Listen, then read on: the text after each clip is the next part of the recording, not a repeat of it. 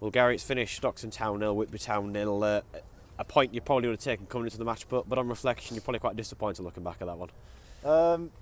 Yeah, if we're going to go off, certain parts of the game, always a tough game when you come to Stockton, and Michael's got his team well drilled, as he has done for many years now, and it's always the Stockton versus Whitby or Whitby versus Stockton, if it's at our place, is always a really tight affair, and today was no different. It was two teams going hell for leather with each other, and it was always going to be a battle, which we knew we had to first and foremost win, and once you've done that, you needed that little bit of extra quality to come out in the final third, and we had opportunities to do that. Some good opportunities within the first half.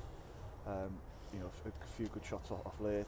A few other half opportunities, but just didn't quite work out. And that was the message at half time, really, just to make sure the second half was to come, but to make sure that we would to do those same fundamentals again, and just clean up on that last little bit. But the second half was quite 50-50 again, and I think if I'm being honest, they probably had a little bit more of the second half. But a tight game, as you said. Would we have took it before the game? Probably, and that's how it's turned out.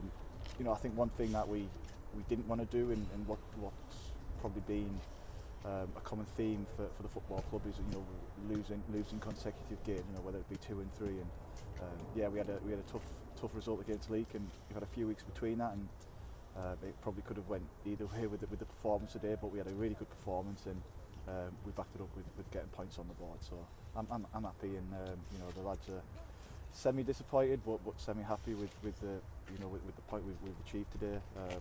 Would it have been a point we got last season? I doubt we would have, and it's something to build on.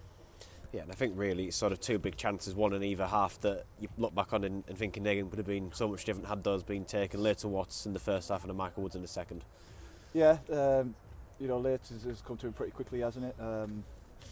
He's tried a volley from about 8 yards out, and it's just skewed it wide. So no, tough. Both. You say that they were our best opportunities, and yeah, I agree they were, but they weren't easy opportunities. Even Later's was a half opportunity, I think, and Woodsy's, who everyone would say was a bad miss, and he's disappointed with himself in there. Putting it over from 4 or 5 yards out, but the height that the ball's come from, and the effort he's made actually to meet the ball on the half volley is a tough technique, and unfortunately for him and unfortunately for us, he's put it over, but he'll score many important goals for us this season, and that's no reflection on Woodsy today, and that we haven't lost the game.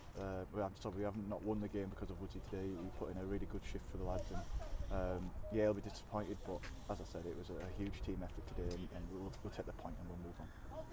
Yeah, and it's been a bit of a disruptive last couple of weeks, with you planning for 2 matches and both of them being called off, which I suppose the flip side, in one way it's given you a chance to get quite a few bodies back, and ultimately this afternoon, barring Jack Rivers, who wasn't in the squad at all due to not actually having enough numbers to put on the bench there.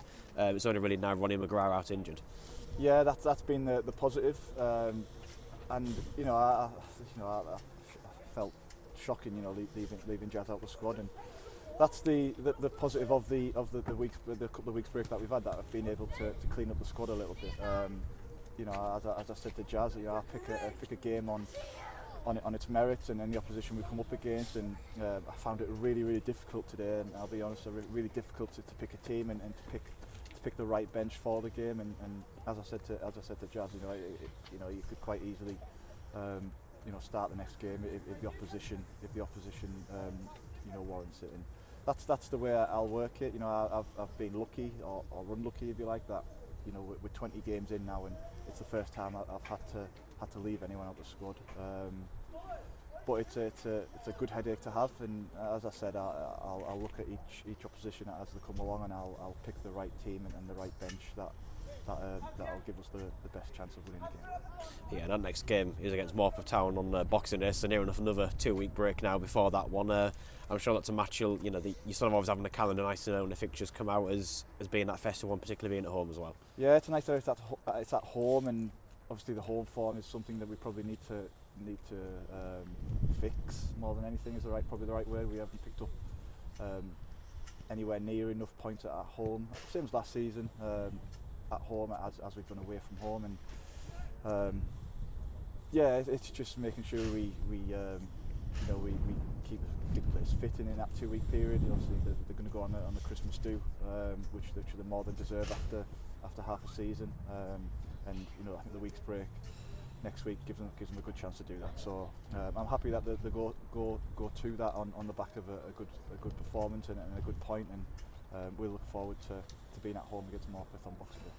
Yeah, and then I suppose as well, in terms of that squad depth, it's going to be utilised throughout January, looking at the fixture schedule we've got now, with a couple of Tuesday nights thrown in there as well.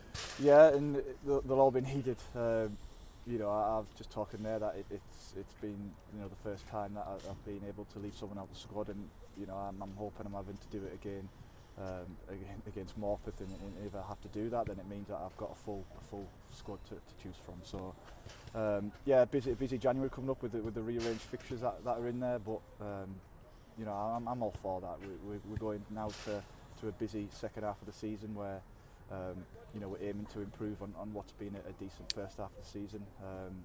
I've just said to them in there, it's massively important now that during this second half of the season that we look up rather than looking behind our shoulders a little bit. But I've got full confidence in the squad in there that we can really do something this season, and results like today show that we can definitely do that. Yeah, thank you very much, Gary. Thank you.